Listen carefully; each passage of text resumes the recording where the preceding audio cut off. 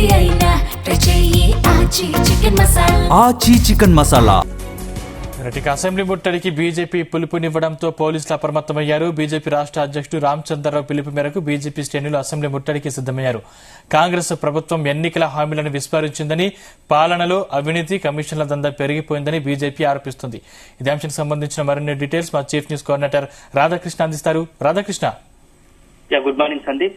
Telangana BJP assembly ముట్టడికి పిలుపునిచ్చింది. So ఒకవైపు అసెంబ్లీ సమావేశాలు కొనసాగుతున్న నేపథ్యంలో తెలంగాణలో అధికార పార్టీగా ఉన్నటువంటి కాంగ్రెస్ ఎన్నికల సమయంలో హామీలు ఇచ్చి ఆ హామీలను కూడా పూర్తి స్థాయిలో విస్మరించింది.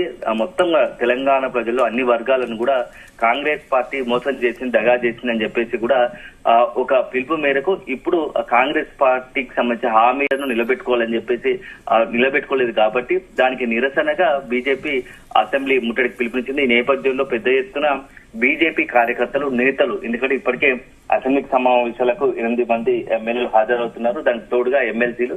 ఈ నేపథ్యంలో వారికి సంబంధించిన అనుసరుగా కార్యకర్తలు పెద్ద ఎత్తున తరలి వచ్చే అవకాశం ఉంది.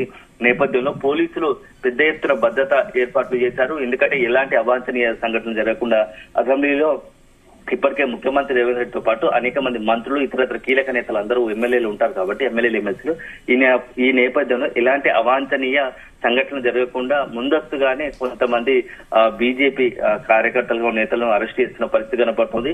ఇప్పుడు తాజాగా బీజేపీ రాష్ట్ర అధ్యక్షుడు రామచంద్రరావు పిలుపు మేరకు వివిధ జిల్లాల నుంచి కావచ్చు, హైదరాబాద్ నుంచి చుట్టూ శివారు ప్రాంతం నుంచి పెద్ద ఎత్తున కార్యకర్తలు తరలి వచ్చే అవకాశం ఉందని చెప్పేసి కూడా పోలీసులు అంచనా వేస్తున్నారు. దీనికి నేపథ్యంలో అసెంబ్లీ చుట్టూ పరిసర ప్రాంతాల్లో భద్రతను కట్టుదిట్టం చేశారు. ఎక్కడైనా సరే కార్యకర్తలు కనిపిస్తే వాటిని అరెస్ట్ చేసి జైలుకు తరలించే పరిస్థితి ఉంది. సో ఈ నేపథ్యంలో మొత్తంగా కూడా చాలా అత్యంత కీలకమైన ఆరోపణలు చేస్తూ కూడా ఈ యొక్క ముట్టడికి బీజేపీ పిలుపునిచ్చింది. దాంట్లో ముఖ్యంగా పాలనలో పూర్తి స్థాయిలో అవినీతి కూరుకుపోయింది కాంగ్రెస్ ప్రభుత్వంలో.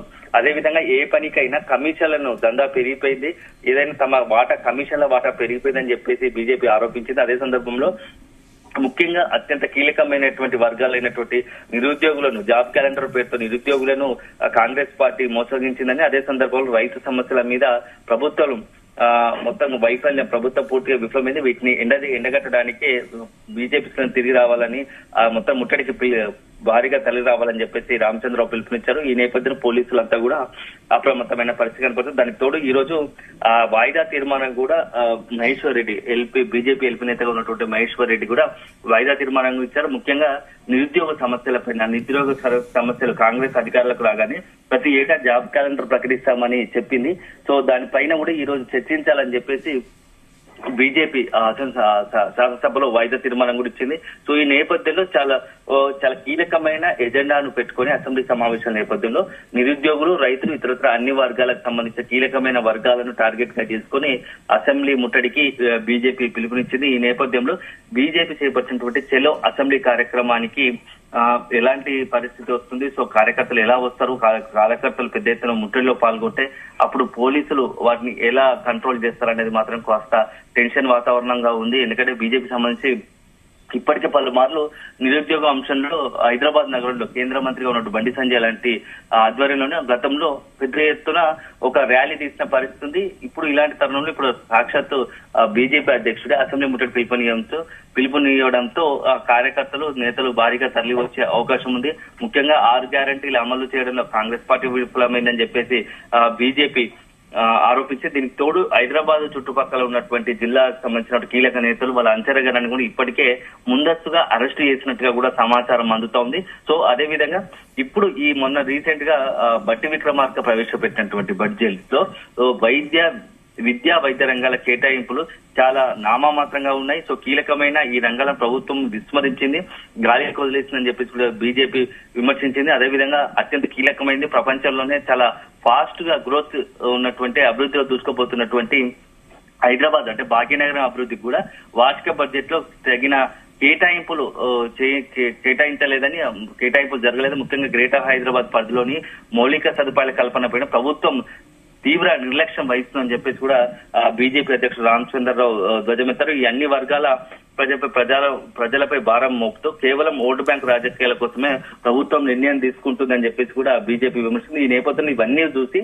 కాంగ్రెస్ పార్టీ పూర్తిగా విఫలమైంది, పాలన విఫలమైంది, అన్ని వర్గాలను మోసం చేసింది.